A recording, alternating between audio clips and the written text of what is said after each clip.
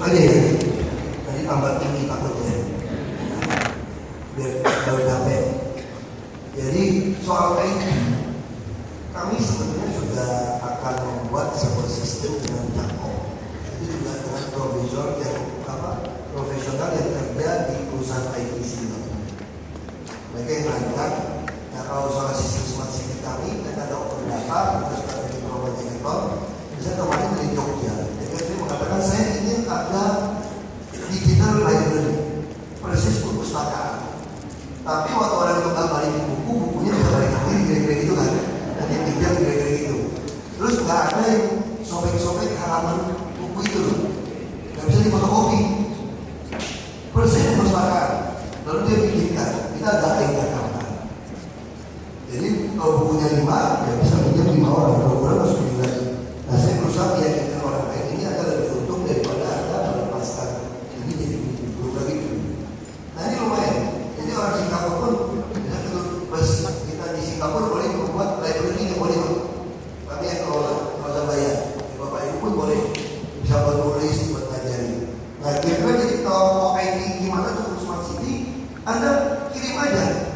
Kami mau bangun Desember selesai di lantai 3 balai kota. Nanti setiap weekend kalau Anda pulang, Anda bisa nongkrong situ sebagai co-working place. Untuk Anda lihat semua sistem IT kami. Selain Anda lihat di sini, Anda bisa duduk situ, ketemu teman untuk memberikan apa aplikasi yang Anda bisa buat. Kira-kira seperti ini. Kami terbuka karena dia open system. Lalu bagaimana kerjasamanya dengan kayak Jakarta? Ini anak Jogja nih baik banget, beberapa anak, 5 orang gitu ya. Terus saya tanya, ini bayarnya berapa? Pak, 1 bulan 20 juta juga sudah oke gitu. Perjanjian. Saya bilang kalau 20 juta per bulan oke, kalau saya ngaji gubernur lagi gimana? Gak baik juga kan? Kita mau kerjasama aja lah. Siapapun jadi gubernurnya, Anda diikat selama ini dipakai, Anda bisa dapat keuntungan dari iklan. Nah, jadi ini. Ya saya selalu mempersiapkan kalau saya nggak jadi gubernur lagi bagaimana? Ya nggak jadi gubernur lagi, saya kan misalnya kalau saya mati lebih mudah gimana? Jadi saya naik pesawat, saya bisik-bisik sama Pak Heru, sama Pak bilang ke Pak Heru, kita nggak tahu nasib kita Pak Heru, makanya hidupnya nggak usah macam-macam lah, nggak usah kumpul-kumpul harta lah. Kita pun nggak tahu sampai kan Singapura yang bersama.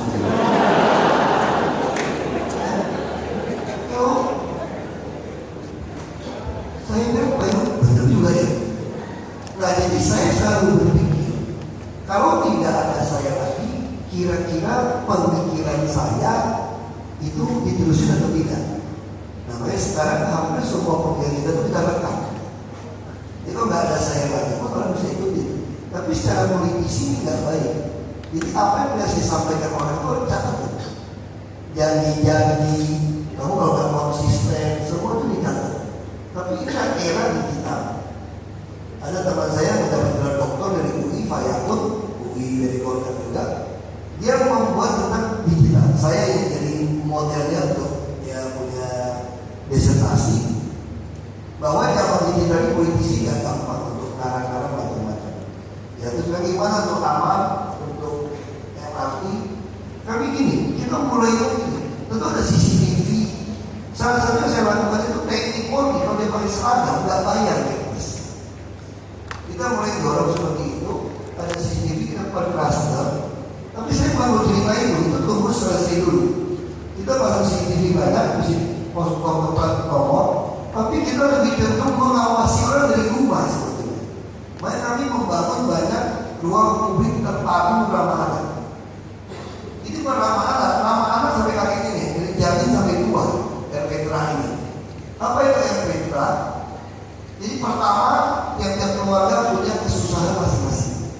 Maka mereka butuh tempat untuk sharing dan caring, kira-kira gitu. Nah sharing dan caring ini komunitas ini punya harus ada tempat. Ini nggak ada gaya tunggal, juga sumbang satu ya, ada kiri, ada buket. Kita kasih iklan, mereka boleh pasang iklan. Di situ ada futsal, ada alat band, macam-macam. Dapat perusahaan sumbang. Kami tahun ini akan mempunyai 63 lokasi. Kami sudah selesai 6, sekarang pada konstruksi 53.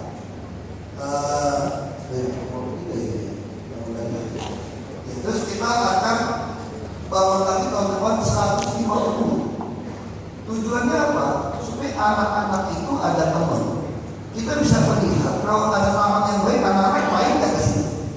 Main. Kalau tiba-tiba nggak main, juga mungkin gimana? Jadi kita juga RT RW kami pun kita ketat. Saya kalau nggak perlu RT RW yang nggak memperhatikan seperti iklan Bu RT ya, saya lupa gitu ya. Jadi kita pengen Bu RT gitu. Kalau nggak pecat kita. Jadi si RT sekarang wajib melapor pakai clue. Sekali lapor 10.000. Jadi sehari dia wajib lapor 3 kali. RW 12.500. Jadi kita harus punya data seperti itu. Kalau dia nggak mau lapor, malahin orang, kami pecat. Lalu gimana lurah yang malas? Nah lurah saya bikin dia jadi asset manager dan jadi ibu rumah tangga, ngurusin penduduknya. Yang ketiga dia jadi godfather. Godfather itu kemudian banyak. Film godfather kita itu. Lu belum bayar banyak nih, lu belum store gitu ya. Karena mereka dapat upah pungut. Jadi tadi lurah bisa gajinya 60-70 juta loh. Dapat total TKP. Jadi lurah ini jadi November saya mulai lagi lurah sama. Siapa yang memenuhi standar saya? 267. Saya sudah bicara sama Profesor Kenpan, namanya pengalaman di pemerintah. Saya pikir mereka itu dites. Saya nggak butuh lurah yang pintar. Terus kita kasih TPSU, pekerja pelaksanaan secara umum. Jadi Bapak Ibu pulang ke Jakarta sekarang, got sekitar rumah Bapak Ibu lebih bersih sekarang. Karena kita turunkan tim baju orangnya itu bekerja, nggak kasih lagi swasta. Nah ini semua untuk apa? Pasukan-pasukan ini untuk bantu kita jaga keamanan. Lalu saya kesempatan motor, kita kasih penyebab gitu kepada Polda. Ini serius penyebab gitu kita punya. Jadi yang awal misteri motor begini itu kami harus sumpah. Kita siapkan mereka yang penyebab itu. Kita pengen nanti di tiap kelurahan itu ada tentara, ada polisi, ada satpol pp. Nanti mereka kan monitor. Tahun depan kami sudah bangun comment center buat polisi. Jadi kita harus punya. Dia dapat notifikasi. Kan juga kerjasama dengan safetypin.com. Jadi kalau ibu-ibu atau perempuan atau anak-anak naik bus merasa ada aman, dia bisa kasih kode kuning. Ini dari India. Ini akan kasih notifikasi ke pos terdekat kamu.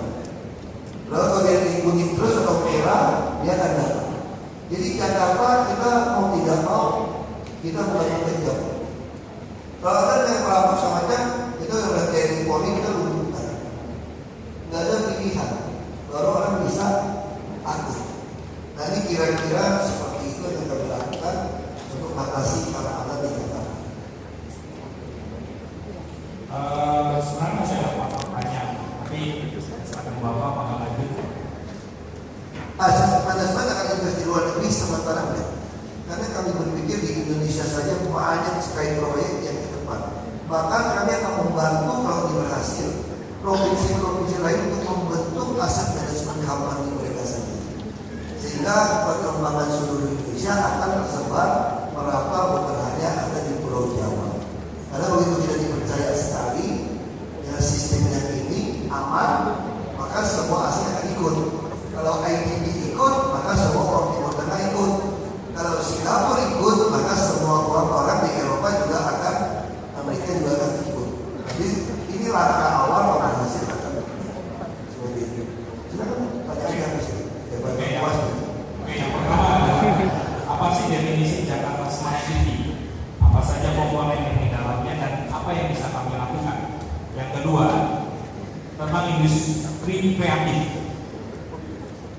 Apa yang bisa kami lakukan dalam industri kreatif untuk mendukung Jakarta Smart City? Yang ketiga tentang reklamasi. Ada banyak pro dan kontra, tapi Bapak tetap confident untuk mengadakan reklamasi. Apa manfaatnya buat Jakarta dan kembali apa yang bisa kami lakukan untuk mendukung program ini? Yang keempat, ada begitu banyak pulau-pulau di Kepulauan Seribu. Menurut kami itu adalah objek yang menarik untuk mendukung kegiatan wisata. Apa poin Bapak terhadap hal itu dan kembali apa yang bisa kami lakukan untuk mensukseskan proyek Bapak? Pulau Seribu dulu ya. Salah satu Pulau Seribu adalah yang masuk di dalam 3 pulau itu yang belum disebutkan berapa angkanya. Jadi Pulau Seribu itu kami buka untuk orang invest. Jadi ada proyek reklamasi, proyek villa. Itu salah satu proyek yang kami tawarkan adalah Pulau Seribu. Selamanya Anda pernah berpikir ke Pulau Seribu. Tapi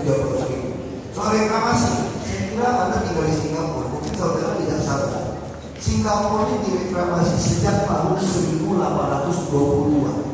Ini tayangan soal ini salah satu yang kami mau tawarkan. Jadi Singapura ini direklamasi sejak tahun 1922 oleh Raffles. Dan luas Singapura 20% ini adalah hasil reklamasi. Dubai juga sama, Shanghai juga sama saya kira. Belanda lebih kira lagi, dia melakukan reklamasi sejak tahun 1400. Yang menentang reklamasi adalah orang yang mengira dunia ini seperti akuarium. Jadi kalau kita masukin tanah, air akuarium akan naik. Dunia itu kalau di film-film Hollywood yang universal global tenggelam dia naik saja gitu. Dan airnya sama. Kenapa hari ini kita jadi banjir lebih tinggi muka laut? Karena global warming. Air dalam bentuk es mencair. Nah, untuk mengatasi itu bagaimana? Bikin bendungan. NCDC reklamasi untuk nutupin biaya seperti Belanda lakukan. Nah, salahnya di mana reklamasi? Kenapa saya begitu getol mau reklamasi? Karena semua hasil reklamasi 100 hektar, apa 100 hektar, 5.000 hektar lebih, semua itu sertifikat atas nama Pemprov DKI. Baik kan? Terus mereka terus silakan masuk. 5% dari gross pulau ini juga punya DKI.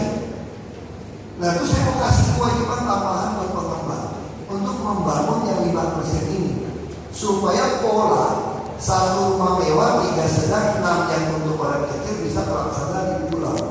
Jadi nanti orang yang kerja di pulau itu akan tinggal di apartemen di pulau juga, tapi apartemennya kami yang harga kos-kosan tadi kira-kira itu. Jadi salah di mana?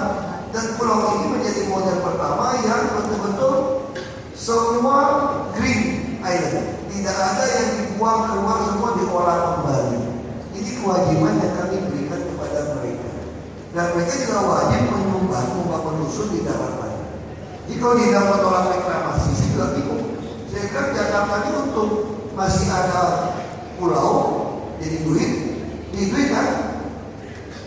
Masih ada bawah bumi. Bayangin dari Monas Gali sampai Ratu Plaza berapa luas itu. Masih ada lagi yang udara.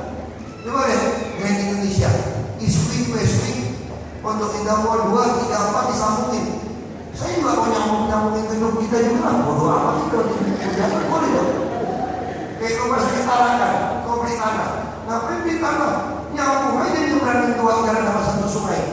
Jadi sungainya dimangrove, yang penting eskavator masuk. Aturannya nggak boleh. Emang tidak suci nggak boleh dua. Iya, apa yang salah? Juga bingung gitu pada proses semua. Terus tadi pertanyaannya, apa definisi smart city? Aku juga nggak ngerti bos. Karena seperti itu. Saya yang mata kuliah yang pulang waktu kuliah dapat D itu pengetahuan komputer. Gara-gara nggak mau masuk ujian paling pas dan dikasih dosennya D. Jadi saya kurang pintar. Kalau mau tanya smart city itu apa? Bagi saya smart city itu sederhana saja. Bagaimana orang mudah hidup dan orang tertarik partisipasi. Orang pengen tahu Jakarta seperti apa, dia dengan klik di aplikasi. Jadi banyak saya open data kami, sistem kami yang mengundang Anda partisipasi, membuat aplikasi-aplikasinya. Misal contoh, saya lagi minta buat aplikasi sampai sekarang belum dapat. Terus kami ketok, saya dulu kasih hadiah textbook, kasih mereka. Tapi nggak bisa diimplementasi. Tahun kedua, dia nggak minta, aku nggak kasih hadiah di email. Tapi itu apa sih kamu bisa bikin? Saya pengen gini teman, ada aplikasi itu sudah ada open data. Mana yang hijau, mana yang kuning. Saya pengen coba buka aja handphone, BlackBerry, kalau sekarang BlackBerry udah jadul ya. Ada dia tanya nih, rumah saya di mana? Ini kira-kira koefisien luas bangunannya dia berapa? Saya koefisien dasar bangunan berapa? Ini bisa bangun berapa lantai? Yang klik langsung keluar. Kan enak kalau bisa seperti itu. Nah, pajak saya udah bayar berapa? Nah, saya ingin semua orang membuat hidup itu jadi nyaman. Jadi handphone itu bukan seperti handphone lagi. Ya, kan ada telepon dengan handphone rasanya. Saya sama istri saya lebih banyak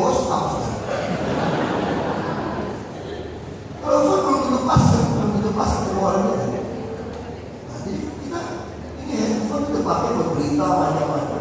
Nah, bagi saya smart city itu membuat orang mudah hidup dan mudah kami mengontrol dan mudah kami mengevaluasi apa yang harus kami berikan terbaik untuk Anda. Makanya kami mempunyai unit pelayanan teknis untuk membuat eksklusif summary buat saya di dalam smart city kami. Jadi apa yang kurang kita evaluasi terus, apa yang bisa kita tambahkan. Jadi smart city kami itu betul-betul diciptakan menurut khayalan kami sama permintaan orang. Nah, jadi menurut saya smart city seperti itu. Kalau terjemahan, mohon maaf tadi nilai saya D ya di buku atau komputer. Jadi nggak usah ribut kita. Soal gimana industri kreatif? Banyak macam-macam industri kreatif. Misalnya sekarang di balai kota, kami boleh membuka balai kota itu untuk industri, untuk perfilman.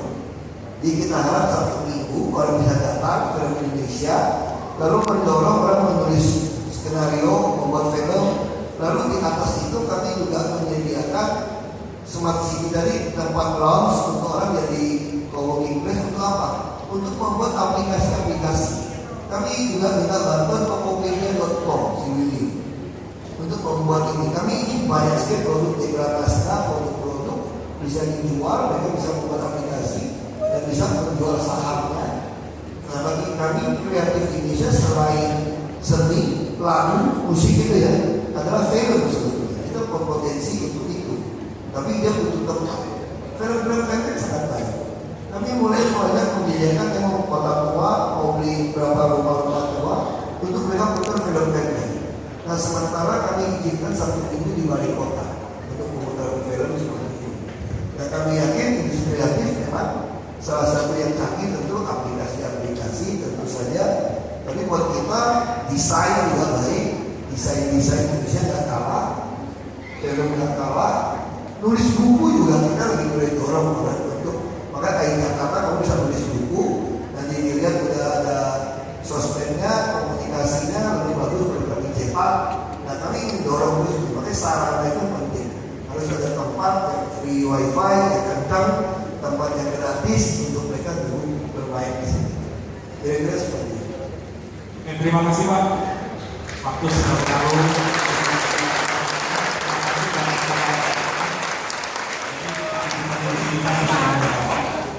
Bapak terima kasih. Tapi bukan saya yang bicara, Anda yang bicara.